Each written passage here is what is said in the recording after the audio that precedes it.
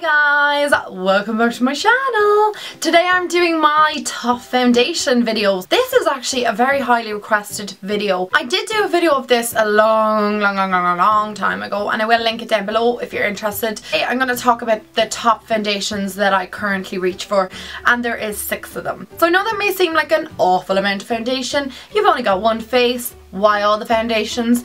But I like different foundations for different reasons. So the first foundation that I thoroughly enjoy is my Estee Lauder Double Wear Foundation.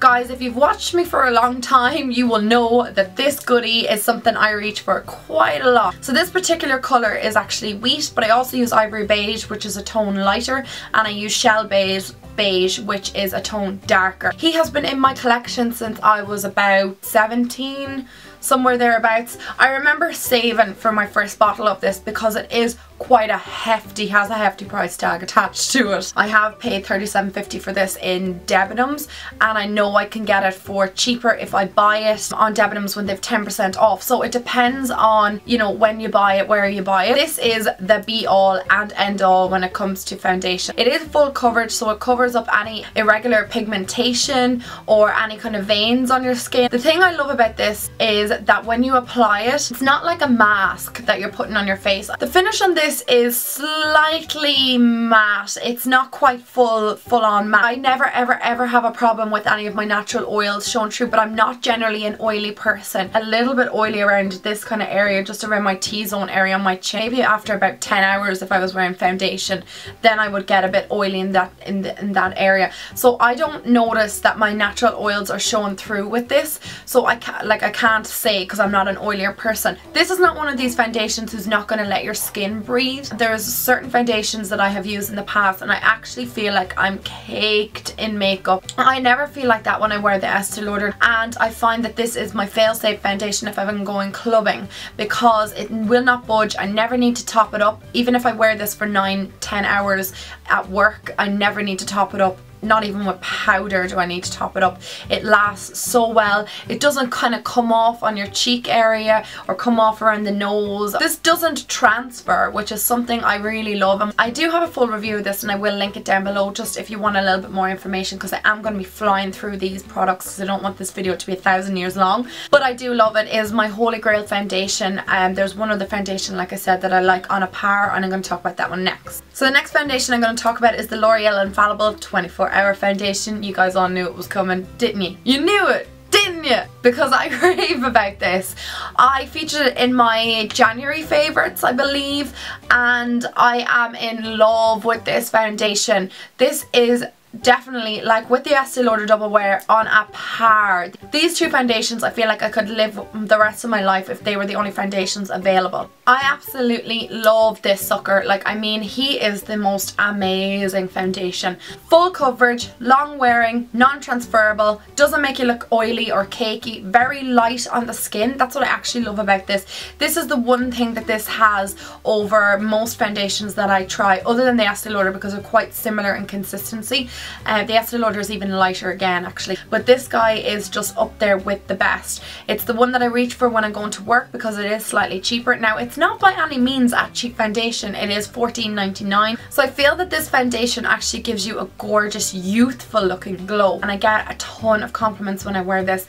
I love it that much that when Boots are having their 2 for €18 deal, I don't know if that's still going on, but they were having 2 for €18 on L'Oreal products. I picked up 2 of these, but I have 3 of them on the go at the moment. I absolutely love it so much. It has definitely changed the way I look at foundations because I never ever thought that I would find a foundation that I loved as much as my Estee Lauder, and this is so comparable. The next foundation I want to talk about is my MAC Studio Fluid Fix. This foundation I've had a love-hate relationship with for some time, but I do, at the end of the day, I still go back to it and say, wow, what a beautiful foundation. It's not for everybody. I've heard lots of people say they don't like it and, you know, it's not their cup of tea. That's perfectly fine. This is just what I find, my experience with it. So I get a dark enough colour. I'm in NC37.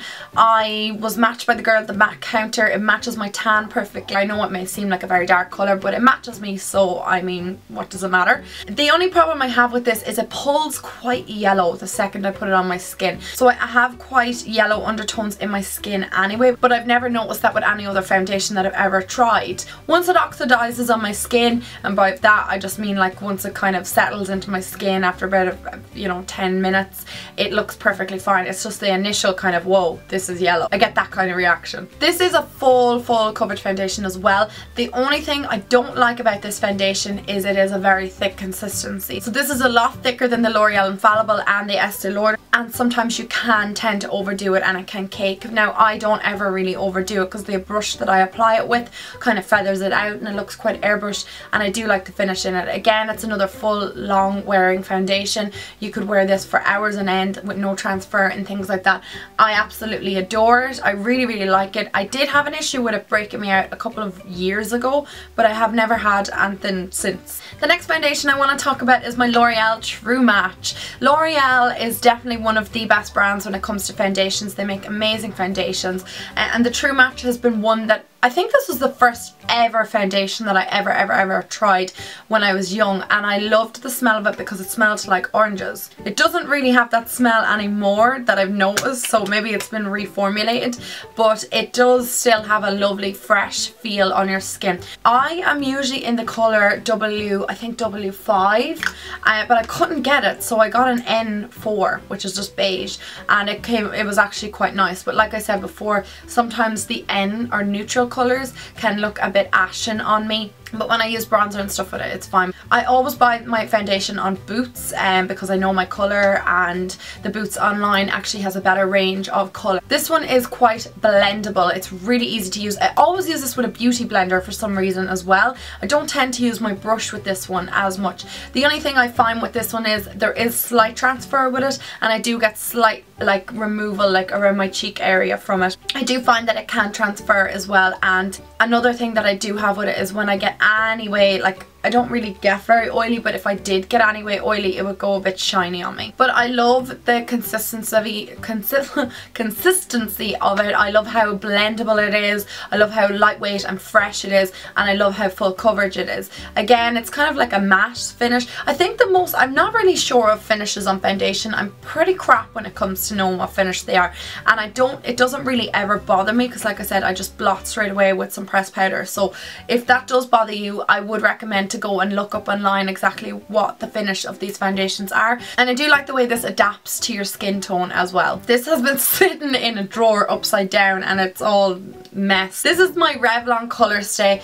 I always get this in, the combination oily skin. That's the one I always get it in. I bought the dry combination before and I don't know what I was thinking. That was not for me at all. The oily combination one seems to glide on much better. It seems to be much more lightweight. Even though I think it was True Beige as well I bought in the other formula, it did not look the same. It didn't blend the same. I love this foundation because it is one that I've used again since I was quite young. I think around the time I got the True Match, I bought this one not so long after. The brilliant foundation, full coverage, like I said, again, really blendable, non-transferable. I don't ever really find that I have any transfer from this, and I don't find that it wears away, like it doesn't go too patchy on me. And my skin still looks amazing after a few hours of wearing it. I definitely would have featured this in my last foundation videos because I know that this has been a true love of mine for years and years and years, and I will continue to buy it. I've gone through bottles of this. I mean bottles and bottles and bottles of it, and I continue to still buy it. I think it's a really kind of like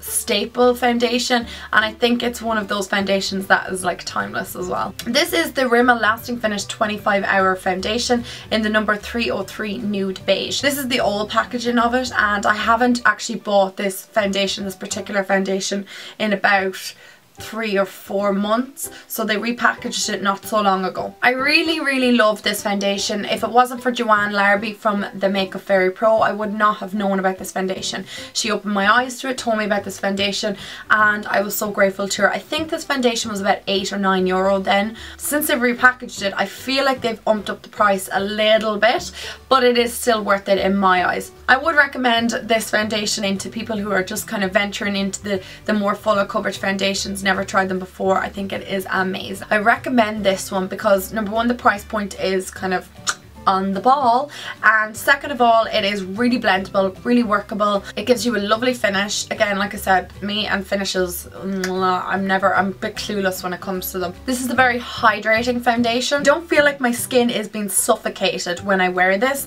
I don't feel like I am wearing, like I said, like a mask or anything like that. I feel like my skin is really hydrated and kept really fresh. It's not drying out or anything like that with it, and it's very lightweight as well. This has some sort of primer in this as well, an aqua primer. I'm just after reading that off the back. I don't know what that means, if it's for like drier skins or something, I don't know, but it has an aqua primer in it, just in case you're wondering. So guys, I hope you enjoyed this, I was going to say this foundation. I hope you enjoyed this video. Give it a thumbs up if you did. Oh, and I will talk to you in my next video then. Bye!